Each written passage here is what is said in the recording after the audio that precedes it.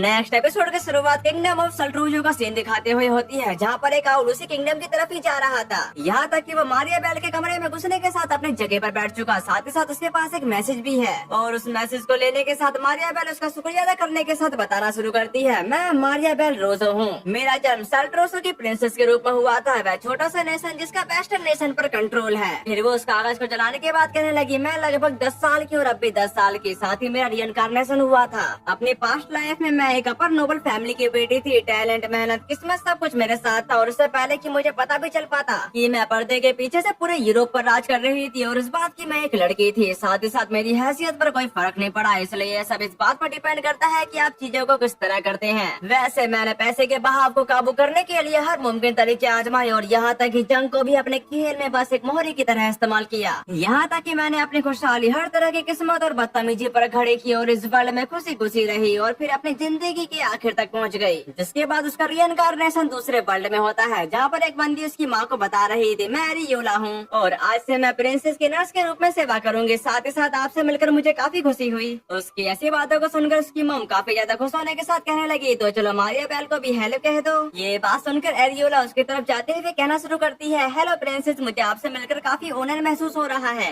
जब वो ऐसा कह रही थी तभी मारिया बेल अपनी आंखों का इस्तेमाल करते हुए उसे अपने कंट्रोल में कर लेती है। साथ ही साथ उसका डैड बताते कि तो आगे बढ़ा और उसे यहाँ से ले जाओ। वैसा मारिया बेल का अच्छे से ख्याल रखना। जिस पर एरियोला बोली, हाँ मैं उसके लिए अपनी जान दे सकती हूँ। इसी के साथ यहाँ सीन कट होकर बाहर की तरफ आ गया था, जिसके बैकग्राउंड में हमें मारिया बेल की आवाज आने लगी। मैं ग्रेड की यूनिक स्किल के साथ पैदा हुई थी। ये सब कह लेने के बाद उसकी मॉम डैड उसको देखते हुए कहना शुरू करते हैं, देखो क्या वह प्यारी नहीं है। जिस पर उसके डैड बताते कि लेकिन वह कभी मुस्कुराती नहीं। अब ये सुनने के साथ उसकी मॉम का कहना है, समय के साथ वह मुस्कुराने लगेगी। जिस पर उसके डैड भी एग्री थे। तभी मारिया बेल बैकग्राउंड में बताना शुरू करती है, जिस वर्ल्ड में मैंने रिइंकार्नेटेड लिया था वह उस वर्ल्ड से काफी अलग था जहाँ से मैं आई थी और वहाँ मैजिक और स्किल मौजूद थे। साथ ही साथ मेरी स्किल ग्रेड मुझे दूसरे लिविंग बीइंग के ग्रेड को कंट्रोल करने की पावर देती थी और मेरे टारगेट का ग्रेड जितना ज्यादा होगा उसे कंट्रोल करना उतना ही आसान हो जाता। मैं उन सब में सबसे पावरफुल के रूप में रिबॉर्न हुई थी। नेक्स्ट सीन में उसके डैड एक रूम को देखते हुए बता रहे थे, अरे वह तो लॉर्ड ग्रीनवे का कमरा है। वैसे हमारे लिए भी जो उनके डायरेक्ट डिसेंडेंट है उनसे मिलने की अपॉर्चुनिटी मिलना रेयर है। इस बात पर उसकी मॉम कह रही थी, क्या तुम मुझसे मिलने के लिए इतनी ज्यादा क्यूरियस हो? जिस पर मारिया बेल इवल की तरह हंस रही थी। उसको यूँ मुस्कुराता देखकर वो दोनों काफी ज्यादा खुश हो जाते हैं। फिर हम यहाँ पर देखते हैं जहाँ पर मारिया बेल घूमते हुए कह रही थी, रोजो फैमिली के एंसेस्टर ग्रान विले रोजो एक मिलेनियम एगो, उन्होंने लोगों के प्रोटेक्ट हेतु आसपास के नेशन को एकजुट किया और एक फॉर्मर हीरो के रूप में वेस्टर्न काउंसिल को स्टैब्लिश कर उसको लीड किया। ये सब कह लेने के बाद वो उसका गेट खोलने ही वाली थी, पर उसकी एकदम से हाथ कांपने लगे क्योंकि वो काफी ज्यादा नर्वस हो रही थी। लेकिन ग्राम विले को उसके वहाँ पर होने का एहसास हो चुका था, इसलिए वो उसको अंदर आने की परमिशन दे देते हैं। उनकी ऐसी बातों को सुनने के बाद मारिया बेल आखिर में उस गेट में एंटर करती है, जिसके एंटर करने के साथ ग्राम विले कहने लगे, तो तुम हो मारिया बेल? जिस पर एग्री करते हुए मारिया बेल का कहना है, ग्रैंडफादर आपसे मिलना मेरे लिए सम्मान की बात है। जबकि ग्रीन विले उसे सवाल करते हैं, तुमने मुझे कंट्रोल करने की कोशिश क्यों नहीं की? अब ये सुनने के साथ मारिया बेल सवाल करती है कि आपका कहने का क्या मतलब है?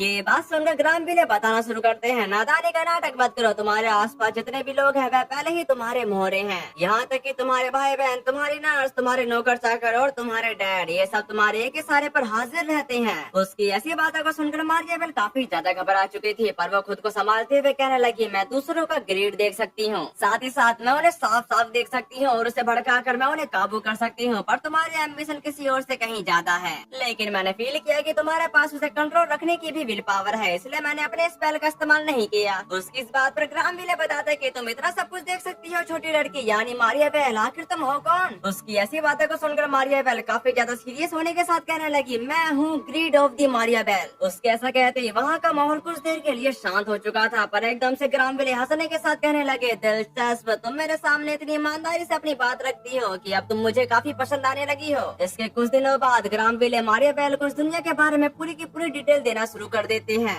तभी बैकग्राउंड में मारिया बेल की आवाज आने लगी, मैंने अपने ग्रैंडफादर का भरोसा पूरी तरह से जीत लिया, जिसकी वजह से उन्होंने मुझे वह सिखाया जो मुझे इस दुनिया के बारे में बिल्कुल भी नहीं पता था। और ये सिलसिला ऐसे ही कुछ दिनों तक चलता रहा। फिर हम बालकनी का सीन देखते हैं, जहाँ पर ग्राम विले मारिया बेल को उठाते हुए उसे बता रहे थे, मारिया बेल, अगर मुझे कुछ हो जाए तो मैं चाहता हूँ कि तुम मेरे एम्बिशन को आगे बढ़ाओ और मेरी इच्छा है कि इस वर्ल्ड में शांति हो। इसी वजह से मेरे साथ आओ, हम मिलकर एक ऐसा वर्ल्ड बनाएंगे जहाँ रोजो फैमिली के रूल में सभी इंसान बराबर होंगे। जिस बात पर एग्री करते हुए मारिया बेल कहने लगी, और मैं एक दिन इस पूरी दुनिया पर भी रूल करूंगी। इसी के साथ यहाँ सीन कट होकर एक डंजन की तरफ आ जाता है, जहाँ पर कुछ एडवेंचर सामने का नजारा देखने के बाद काफी ज्यादा हैरान होने के साथ कह रहे थे, लगता है सामने तो कुछ है। फिर हम सामने की तरफ देखते हैं जहाँ पर वही तीनों खड़े थे, यहाँ तक कि रामरेस ने उन पर एकदम से अटैक कर दिया था। उसको इतनी तेजी से अपनी तरफ आता देखकर वो एडवेंचर्स काफी ज्यादा घबरा जाते हैं। वहीं दूसरी तरफ भाग रही रामरेस एकदम से फिसल कर वहीं पर गिर पड़ी। रामरेस की ऐसी हालत को देखने के बाद वेल्डोरा उस पर हंसने के साथ कहने लगा, मेरी फेडरल स्ट्राइक का स्वाद चखो। पर जब वो अटैक कर ही रहा था तभी उसकी सोड के सामने एकदम से मिलीन आ जाती है, जिसकी वजह से उसके 2 टुकड़े हो चुके। पर वो एक स्लाइम होने की वजह से खुद को रिकवर काफी जल्दी कर लेती है। साथ ही वो कहीं काफी दर्द हुआ, पर तुम मेरे रास्ते में क्यों आ रहे हो? उसके सवाल का जवाब देते हुए वेल्डोरा बताना शुरू करता है, क्या बात कर रही हो, तुम ही तो जो न जाने कहाँ से टपक पड़ी और मेरे रास्ते में आ गई। फिर हम नीचे की तरफ आते हैं जहाँ पर रामरेस खुद को संभाल रही थी, लेकिन एकदम से उसका हाथ एक ट्रैप पर पड़ जाता है, जिसके बाद काफी सारी एरो सीधे उड़ते हुए उसके माथे में जा घुसी, जिसकी वजह से वेल्डोरा जोर जोर से चिल्ला रहा था।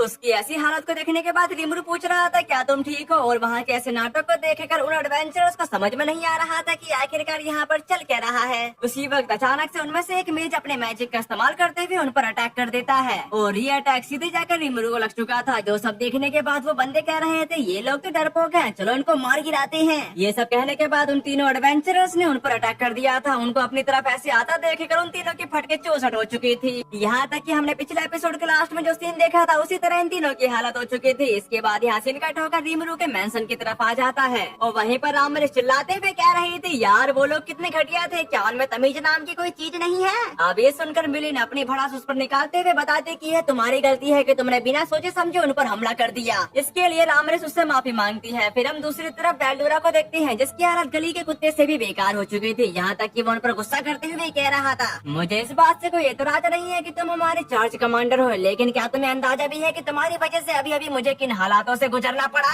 उसको यूँ गुस्सा होता देखकर रामरेस अब उससे भी माफी मांगने लगी, पर मिलिन अब उस पर ही चिल्लाने लगती है, अगर हम यहाँ उंगली उठा रहे हैं तो तुम ही हो जिसने मुझे काट दिया था। वहाँ के झगड़ों को देखने के बाद रिमरू का कहना है, हाँ लेकिन मुझे लगता है कि आंख मूंद कर आगे बढ़ना एक बुरा आइडिया है। रिमरू की ऐसी बातों को सुनकर वेल्डोरा और रामरेस एक साथ कहे, इस रफ्तार से तो हम ग्रीन फ्यूरी का मुकाबला कर ही नहीं पाएंगे, अब हम क्या करें रिमरू?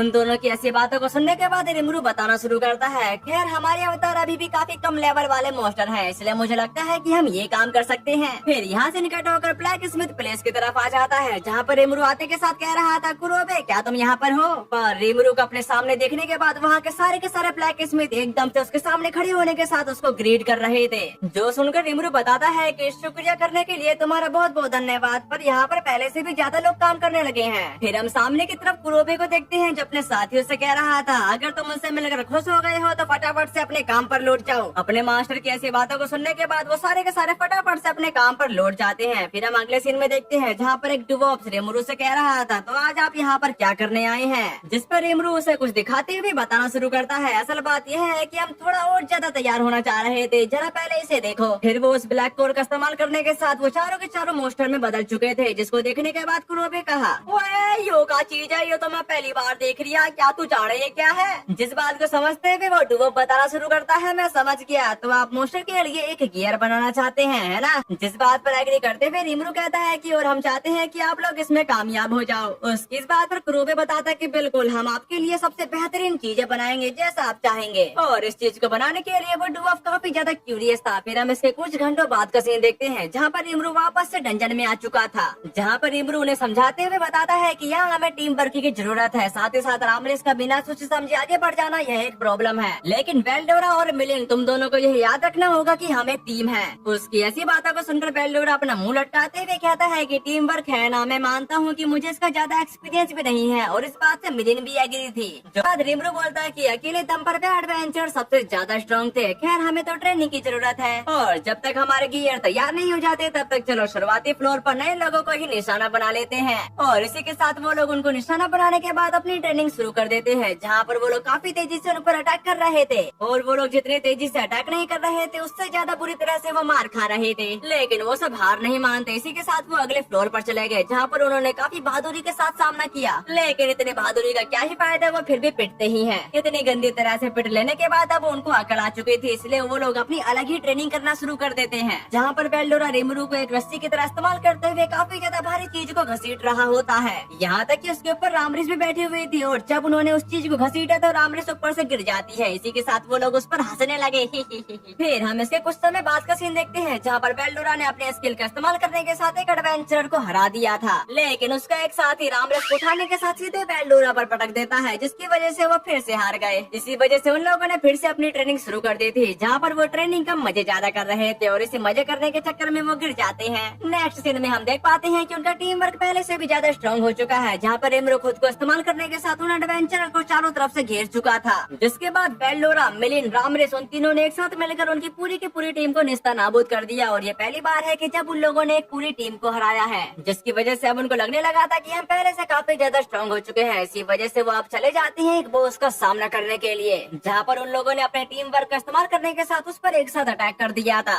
जहाँ पर रिमरू अपने एनर्जी बॉल का इस्तेमाल करते हुए उस स्पाइडर मकड़ी पर अटैक कर देता है, जिसकी वजह से उसका कुछ देर के लिए ध्यान भटक चुका था। और इसी चीज का फायदा उठाते हुए रामरेस ने उस पर एक जोरदार अटैक चल दिया, जिसकी वजह से वो अपनी जान से हाथ धो बैठा। इतने पावरफुल मॉन्स्टर को हराने के बाद रिमरू काफी ज्यादा खुश होने के साथ कह रहा था, अब हम इतने ज्यादा पावरफुल हो चुके हैं कि अब हम बॉस मॉन्स्टर को भी हरा सकते हैं। नेक्स्ट सीन में वो तीनों फ्लेक्स मारते हुए कह रहे थे, इसमें तो बड़ा मजा आ रहा है, यहाँ तक कि मैं सचमुच एक जीनियस हूँ और ऐसी कोई चीज नहीं है जिसे मैं काट ना सकूं। उन लोगों को इतना जोश में देख कर रिमरू उसमें उस जोश डालते हुए कहता कि खैर तुम लोगों के लिए असली शो अभी बाकी है। फिर हम दूसरी तरफ मियोमाइल को देखते हैं, जहाँ पर वो अपने सामने इस अजीब से क्रिएचर को देख कर कह रहा था, क्या तुम ग्रेट रिमरू हो? पर मुझे लग नहीं रहा, वैसे क्या तुम सच में रिमरू हो? जिस पर एग्री करते हुए रिमरू बताना शुरू करता है, ओ मियोमाइल कौन, मुझे माफ करना कि मैं इस हाल में हूँ, वैसे क्या कोई बात है? ये बात सुनकर मियोमाइल कहता है कि ऐसा लगता है कि टीम ग्रीन फ्यूरी 49वें फ्लोर पर पहुंचने वाली है। अब ये सुनकर रिमरू पहले से भी ज्यादा हैरान हो जाता है और उसके ऐसा कहते हैं यहाँ से इनका ठोकर 49 फ्लोर की तरफ आ जाता है, जहाँ पर टीम ग्रीन फ्यूरी का सामना एक पाइथन से हो रहा था,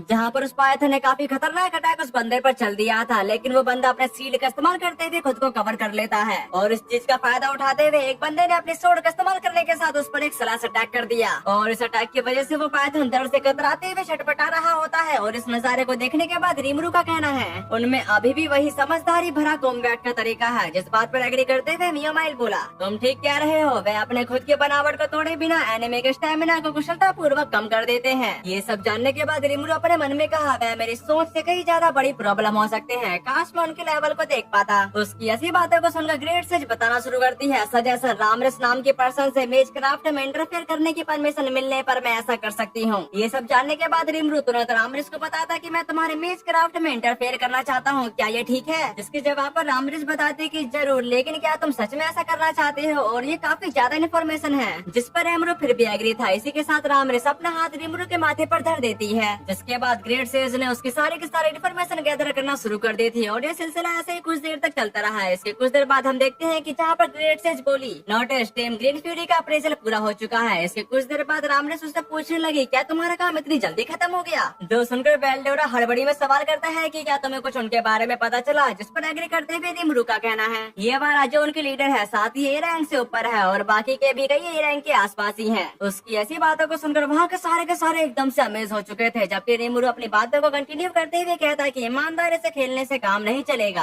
और 49वां फ्लोर पूरी तरह से ट्रैप से भरा हुआ है। हमें फाइनल बैटल के ग्राउंड में उनका इंतजार करना होगा। ये अफसोस की बात है कि हमारा गियर अभी तक तैयार नहीं हो पाया है और वहाँ का माहौल अभी निराशा से भरा ही हुआ था। तभी वहाँ पर वो दोनों शानदार एंट्री के साथ कहने लगे, तुम क्या बात कर रहे हो ग्रेट रिमरू? उनकी आवाजों को सुनकर रिमरू पीछे पलट कर देखता है, जिसको देखने के बाद उसको एक उम्मीद मिल चुकी थी, जबकि वो दोनों कह रहे थे अवतारों के लिए खास तौर पर बनाया गया गियर तैयार हो चुका है। इसके कुछ देर बाद हम रामरेस का आर्मर देख पाते हैं, जो एक हैवी लिविंग आर्मर है, साथ ही क्लास है ब्रजकर। फिर यहाँ से मिलियन की तरफ आ जाता है, जो एक स्लाइम है और उसकी क्लास है असासिन। दूसरी तरफ हम बेल्डोरा को देखते हैं, जो एक स्केलेटन है, साथ ही उसकी क्लास है फाइटर। और आखिर में हमारे ग्रेट प्रोटैगनिस्ट रिमरू की बारी आ गए थे, जो एक शायद के साथ काफी ज्यादा कूल दिख रहा होता है और वो एक घोस्ट है, साथ ही उसकी क्लास है सोर्सरर। इसके बाद यहाँ से इनका ठोकर 49 फ्लोर की तरफ आ गया था, जहाँ पर टीम ग्रीन फ्यूरी आगे बढ़ रही थी।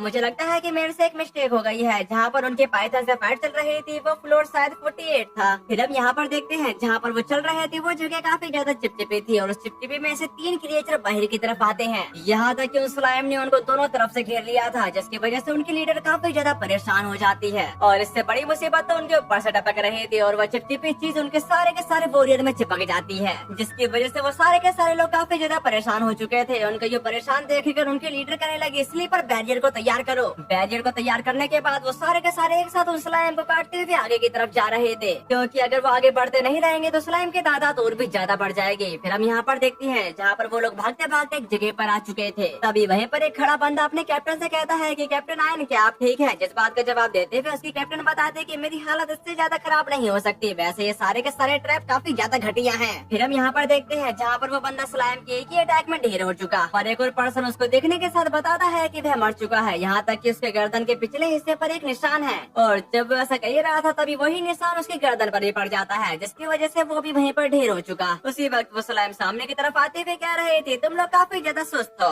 जबकि आयन इस फ्लोर को अच्छे से समझने के बाद कहने लगी, तो इस फ्लोर की थीम है स्लाइम। जब वो ऐसा बोली रही थी तभी अचानक से राम रेसाते के साथ अपने एक्स का इस्तेमाल करते हुए उन पर अटैक कर देती है, जिसकी वजह से वहाँ पर एक जोर का धमाका हो चुका था। और इस धमाके की जिम्मेदार सिर्फ राम से नहीं थी बल्कि वेलोरा ने भी इसका पूरा साथ दिया था। वहीं पर खड़ी आयन काफी ज्यादा हैरान होने के साथ कह रही थी, ये क्या बकवास है, अगर थीम है स्लाइम तो हम पर स्लाइम से अटैक करो ना। उसकी इस बात पर एग्री करते हुए घोष कहा, तो फिर मैं तुम्हारी इच्छा पूरी करूंगा। और हाँ, मैं एक भूत हूँ जो तुम सबको डराने के लिए नहीं बल्कि जान से मारने के लिए आया है। उसकी ऐसी बातों को सुनकर आयन का कहना है, मुझे नहीं पता कि तुम क्या बकवास कर रहे हो, लेकिन ऐसा कुछ भी कोई भूत नहीं कर सकता। साथ ही साथ वहाँ की जगह शेक होने के साथ जमीन के अंदर से स्लाइम लिक्विड बाहर की तरफ आने लगा, जिसको देखने के साथ घोस्ट बताता कि इसके लिए मुझे माफ कर देना, लेकिन यह एक स्लाइम पूल है और मैं इस मौके का फायदा उठाकर कुछ आजमाना चाहता हूँ। वैसे मैं सोच रहा था कि अगर मेरा भरोसा खुद पर हो तो क्या मैं होली मैजिक का इस्तेमाल कर पाऊंगा। जो सब कहने के बाद वो घोस्ट होली रे का इस्तेमाल करते हुए सबके सब पर एक साथ अटैक कर देता है और उस अटैक की चपेट में उसकी लीडर के साथ साथ बाकी सब भी आ चुके थे, यहाँ तक कि उनके सीने में एक बड़ा सा छेद हो गया था। और इसी के साथ वो सारे के सारे अपनी जान से हाथ धो बैठे, पर एमरू के ब्रेसलेट की वजह से वो लोग जहाँ से आए थे वहीं पर टेलीपोर्ट हो चुके थे। वैसे मेरे को इस ब्रेसलेट के बारे में बताने की जरूरत नहीं होगी, क्योंकि मुझे लगता है कि आपको उसके बारे में जरूर पता होगा। अगर कुछ बंदों को नहीं पता है तो मैं उसको क्लियर कर देता हूँ। जिस बंदे ने भी इस ब्रेसलेट को पहना होगा तो वो एक बार मरने पर फिर से दोबारा डंजन में आ सकता है। और हाँ, इसका आविष्कार सिर्फ रेमुरो ने किया था, यहाँ तक ये टेम्पेस्ट में काफी ज्यादा महंगे दाम पर मिलता है।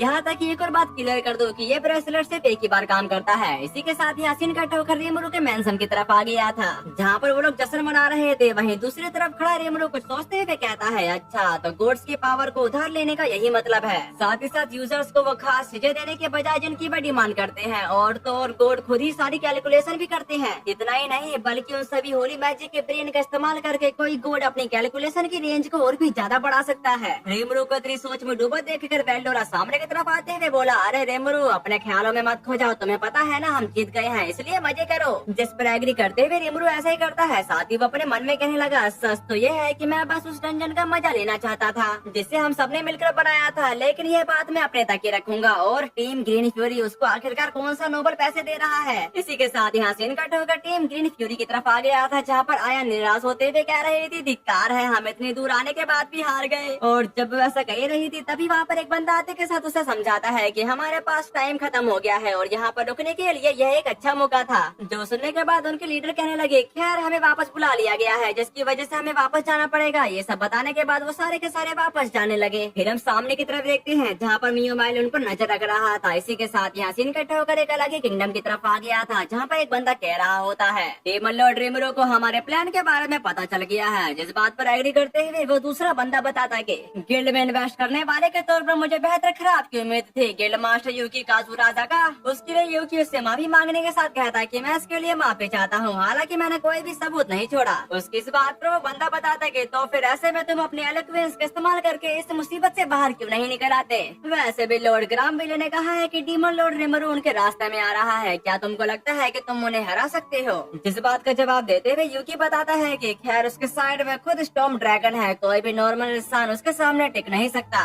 जब वैसा कह रहा था तभी मारिया बेल जोर से गेट बंद करने के साथ कहे, मुझे साफ जवाब चाहिए। मारिया बेल को अपने सामने देखने के बाद वो बंदा बोला कि अरे मारिया बेल, वैसे लॉर्ड ग्रामविले कहाँ है। जिस पर मारिया बेल अपनी जगह पर बैठने के साथ बताना शुरू करती है, आज मैं यहाँ पर अकेली आई हूँ, लेकिन इससे भी ज्यादा जरूरी बात यह है कि मेरे सवाल का जवाब दो। अगर तुम इसे पूरे सीरियसली से लेते तो क्या तुम डीमन लॉर्ड रेमुरो को हरा पाते। इस बात पर यूकी कह रहा था, हिनाटा भी है नहीं कर पाई, इसलिए मुझे लगता है कि फाइट में मुझे उसके सामने मुश्किल होगी, हालांकि यह सिचुएशन पर डिपेंड करेगा। ये बात सुनकर मारिया बेल कहती कि क्या तुम्हारा मतलब है कि अगर हम डीमन लॉर्ड रेमुरो को अकेला छोड़ दे और उसे सोसाइटी से अलग कर दे, पर यहाँ रियल प्रॉब्लम है स्टॉर्म ड्रैगन। झाड़ियों में हाथ डालकर सांप को बाहर निकालना बेवकूफी होगी। हम कोशिश कर सकते हैं कि इससे पहले कि टेम्पेस्ट की वैल्यू बढ़ जाए और वह एक बड़ी प्रॉब्लम बन जाए, हम उसे अपनी साइड में कर लें। वैसे भी डीमन लॉर्ड रेमुरो तो इंसानों के साथ मिलकर रहना चाहता है ना। उसकी ऐसी बातों को सुनकर यूकी कहता है, क्या तुम जानती है उसे ह्यूमन सोसाइटी को लेकर एक खास सोच है। वह ये क्लियर कर देना चाहता है कि टेम्पेस्ट सिक्योर है क्योंकि वहाँ ह्यूमन रूल को फॉलो किया जाता है। अब ये सुनकर वो काफी सोच में पड़ चुकी थी, लेकिन वो एकदम से ईवल की तरह हंसने के साथ कहने लगी, तब मैं उसकी इच्छा पूरी कर दूंगी और उसे अपने ग्रीड के रंग में रंग दूंगी। यहाँ तक कि वो अपने मन में बोली, मेरी यूनिक स्किल ग्रीड की मदद से मैं किसी के भी ग्रीड में इंटरफेयर कर सकती हूँ और उसका इस्तेमाल करके उन्हें अपने कंट्रोल में कर सकती हूँ और लगातार बातचीत के जरिए मैं धीरे धीरे उनका ब्रेन वॉश कर सकती हूँ